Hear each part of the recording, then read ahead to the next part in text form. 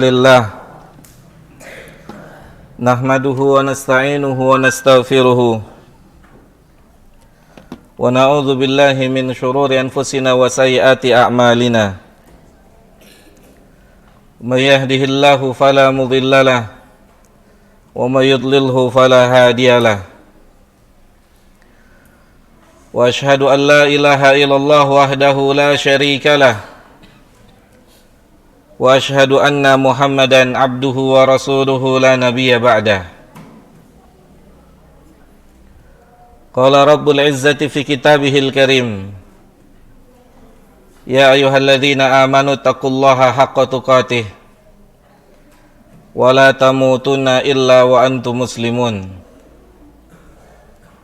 Ya ayyuhan nasu taqu rabbakumul ladzi khalaqakum min nafsin wahidah wa khalaqa minha zawjuha wa batha minhuma rijalan katsiran wa nisaa'a wattaqullaha alladzi tasaaluna bihi wal arham innallaha kana 'alaikum raqiba.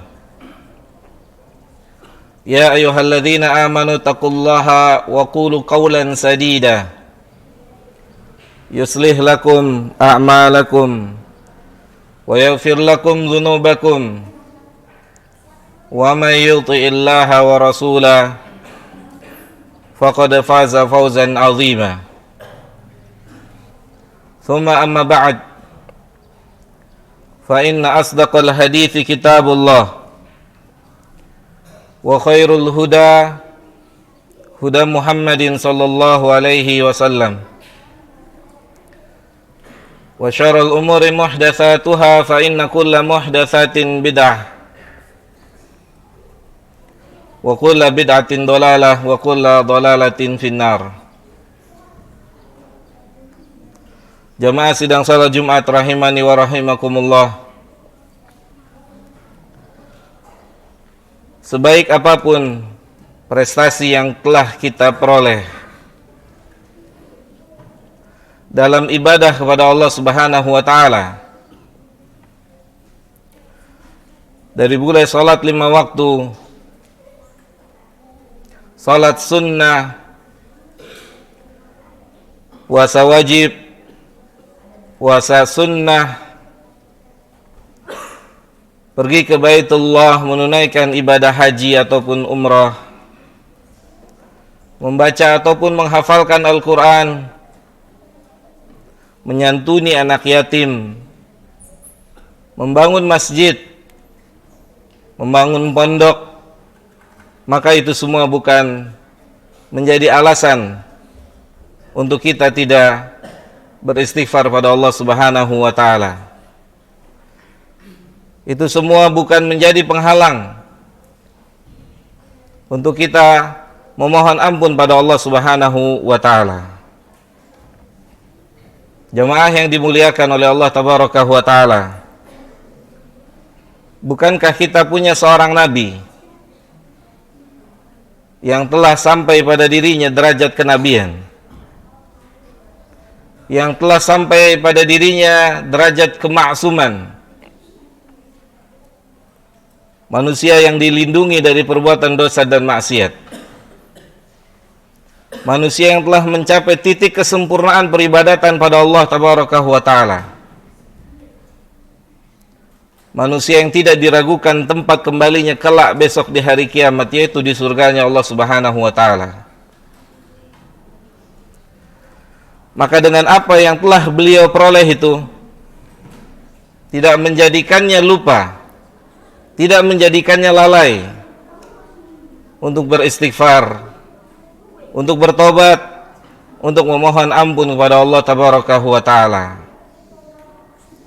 Jamaah yang dimuliakan oleh Allah Tabaraka wa taala, bahkan Nabi kita yang mulia Nabi Muhammad sallallahu alaihi wasallam mengatakan, ya ayuhan nas, wahai manusia. Nabi berkata kepada seluruh manusia, wahai manusia, tubu ilallah,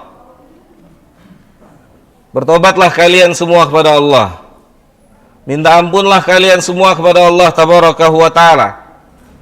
Tidak terkecuali, semuanya Nabi mengatakan demikian. Ya ayuhan nas tubu ilallah, apa yang kita lakukan, apa yang telah kita kerjakan belum menjadi jaminan untuk tempat kita di surga Allah Subhanahu wa taala. Maka Nabi mengatakan, ya ayuhan nasu tubu ilallahi, wahai manusia, bertobatlah kalian pada Allah Subhanahu wa taala. Kemudian Nabi Muhammad sallallahu alaihi wasallam memberikan ta'lil atau memberikan alasan kepada atau kenapa beliau memerintahkan manusia agar bertobat pada Allah Subhanahu wa taala dengan taubatan yang benar. Beliau mengatakan, kalaulah manusia selevel beliau, selevel Nabi kita, yang surga tidak akan pernah dibuka sebelum Nabi bersujud di hadapan Allah besok di hari kiamat, yang Allahu Jalla Dzikruhu memberikan kekuasaan buat beliau dalam syafaatul uzma. Beliau mengatakan, kalau kedudukan beliau setinggi ini tidak menghalanginya untuk beristighfar pada Allah. Bahkan beliau mengatakan dengan sangat tegas, fa inni atubu ilallahi fil yaumi mi'ata marrah. Saya bertobat, saya meminta ampun, saya beristighfar, saya meminta maaf kepada Allah dalam satu hari 100 kali. Ya subhanallah. Jamaah yang dimuliakan oleh Allah Subhanahu wa taala, apapun yang telah kita lakukan, prestasi apapun yang kita kerjakan dalam agama ini tidak menghalangi, seharusnya tidak menghalangi kita untuk tetap hidup ini berdampingan dengan istighfar. Hidup ini berdampingan dengan permohonan ampun kita kepada Allah Subhanahu wa taala. Bahkan para ulama mengatakan, tanda keberhasilan seseorang dalam sebuah ibadah, keberhasilan tertinggi seseorang dalam ibadah, yaitu ketika istighfar menjadi kawan hidupnya. Ketika istighfar mudawamah, senantiasa menemani perjalanan hidupnya. Karena istighfar menjadi teman hidup Nabi kita yang mulia sallallahu alaihi wasallam, yang menunjukkan tingkat ketinggian tawadhu beliau sallallahu alaihi wasallam kepada Allah Jalla Jalaluhu. Beliau senantiasa beristighfar, beliau senantiasa meminta ampun pada Allah Subhanahu wa taala. Apalagi jamaah yang dimuliakan oleh Allah Subhanahu wa taala, kita telah mendengar apa yang Nabi katakan dalam salah satu hadis qudsi. Allah Jalla Jalaluhu berfirman, innakum tukhti'una bil-laili wan-nahari. Ini adalah sebuah statement, ini adalah sebuah ketetapan dari Rabbul Izzah. Saya dan kita semua dikatakan oleh Sang Pencipta melakukan kesalahan di malam dan di siang hari. Innakum tukhti'una bil-laili wan-nahari. Tidak dapat tidak. Tidak dapat tidak. Kita tercipta sebagai manusia yang masuk dalam hadis ini, yaitu berbuat kesalahan di siang dan di pagi hari. Kemudian kata Allah Jalla Jalaluhu, wa ana aghfiru dzunuba jami'a, dan saya menerima dosa, mengampuni dosa-dosa semuanya. Tidak ada alasan untuk kita tidak beristighfar walaupun kita sudah membangun masjid. Tidak ada alasan untuk kita tidak beristighfar walaupun pondok-pondok telah kita bangun. Tidak ada alasan apapun ibadah yang telah kita kerjakan menghalangi untuk lisan ini mengucapkan astagfirullahaladzim. Jamaah yang dimuliakan oleh Allah Subhanahu wa taala, bukankah yang dikhawatirkan oleh Nabi yang mulia sallallahu alaihi wasallam, yang sangat dikhawatirkan oleh Nabi yang mulia sallallahu alaihi wasallam, bahkan lebih dikhawatirkan oleh beliau dari bahayanya Dajjal? Saat Nabi mendapati para sahabat berbincang-bincang tentang bahayanya Dajjal, maka Nabi yang mulia SAW mengatakan kepada mereka, apa yang kalian bicarakan? Apa yang sedang kalian obrolkan? Maka sahabat berkata pada Nabi yang mulia SAW, mereka sedang berbicara tentang Dajjal dan fitnahnya, bagaimana cara jalan keluar ketika kita hidup bersama dengan Dajjal. Kemudaratan yang membuat risau, ternyata bukan itu yang paling dirisaukan oleh Nabi kita yang mulia sallallahu alaihi wasallam. Apa jamaah? Nabi mengatakan, ada yang lebih saya takutkan dari Dajjal. Yang ini mungkin tertimpa Bahkan yang diajak bicara dalam hadis ini adalah tertuju langsung kepada para sahabat radhiyallahu taala anhum jami'an. Kata Nabi kita yang mulia sallallahu alaihi wasallam, saya khawatirkan, atau yang lebih saya khawatirkan dari Dajjal adalah syirik yang tersembunyi. Atau dengan bahasa lain beliau mengatakan ar-riya. Ini adalah diantara kesalahan terbesar yang bisa menjadi penghalang seorang yang telah melakukan kebaikan menikmati hasilnya saat berjumpa dengan Allahu Jalla Jalaluhu. Aqulu qauli hada astaghfirullah li wa lakum wa lisairil muslimina wal muslimat fastaghfiruhu innahu huwal ghafurur rahim.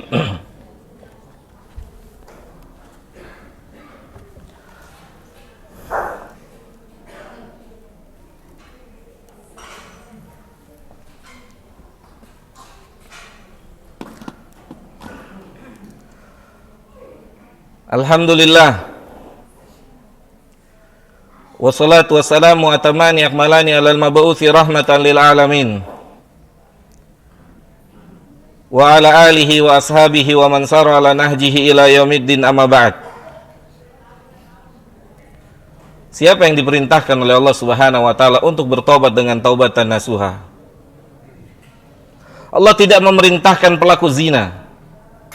Allah bukan memerintahkan peminum khamr.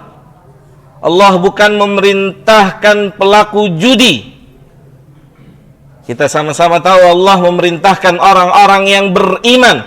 Ya ayyuhalladzina amanu, wahai orang-orang yang telah sampai derajat keimanan.